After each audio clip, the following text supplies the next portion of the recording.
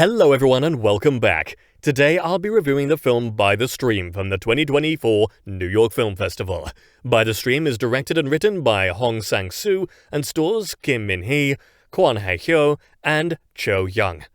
This is a By the Stream movie review and there will be spoilers. If you like our movie reviews, please like this By the Stream film review and subscribe. Once subscribed, click the bell notification box and you will be instantly notified of new reviews.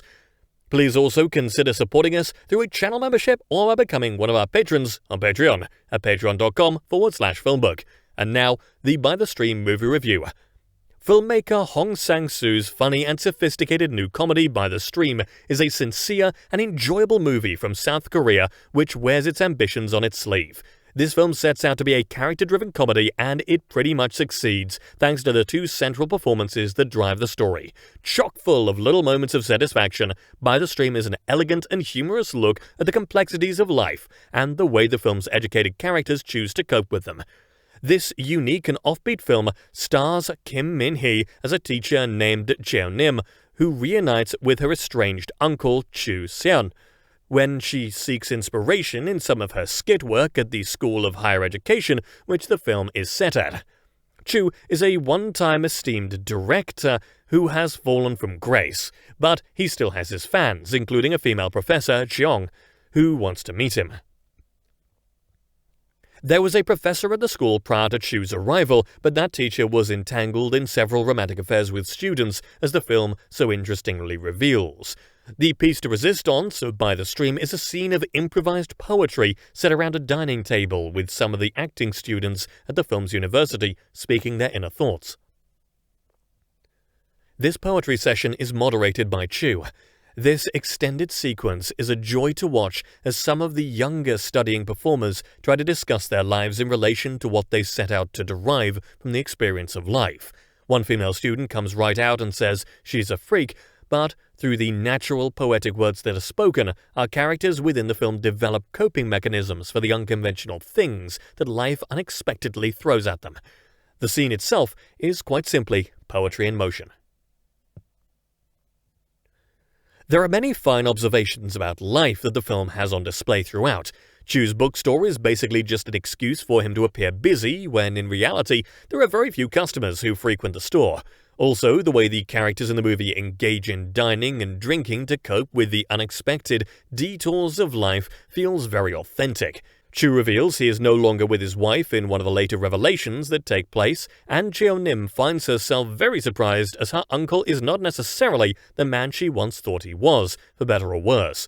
Kim Min-hee as Jeon-nim is a wonderfully natural actress who is capable of playing her character as both a believable and relatable one. The scenes between Chu and Jeon-nim are much more entertaining to watch than was expected thanks to the charisma of both Min-hee and Hae-hyo. These are two fine performers in a movie about the joys of performing and the little pleasures that surround life at the same time as the bigger picture of life seems to be fading a bit in the background of these characters' lives. By the Stream also casts Cho Young in one of the film's most intriguing roles. Jong could just end up as a genuine love interest for Chu as the movie's plot progresses. When Jong asks Jeon-nim to drive her and Chu somewhere because they've been drinking too much, it makes for some very clever plot developments towards the end. Hong Sang-soo is very observant of the natural flow of conversations, and also the awkwardness of some of them as well. In By the Stream, there is so much to admire, although the film does go on a little longer than it should have. It may have been better if it was trimmed by about 15 minutes of time-filling shots and minor storyline details. Still, the improvised poetry section is nothing short of perfection. By the end, Jeong and Jeon-nim both become inspired by the presence of the distinguished Chu, despite Chu's several notable flaws. If Chu's visit brings a little more clarity to the work that Jeon-nim does as an artist, then it's all worthwhile in the end. Ultimately, By the Stream is something of a reflection on the little things that occur in life and the little pleasures in everyday life as well. Through discussing some of life's sometimes bizarre developments, at the end of the day, more clarity is achieved by the characters in this film. By the Stream is a pleasure to watch throughout. And that brings us to the conclusion of this By the Stream movie review. I would love to hear your thoughts on it below in the comment section. If you liked what you heard during this review, please like this video and subscribe to this channel. Please also visit and subscribe to our podcast channel at FilmBook Podcast on YouTube.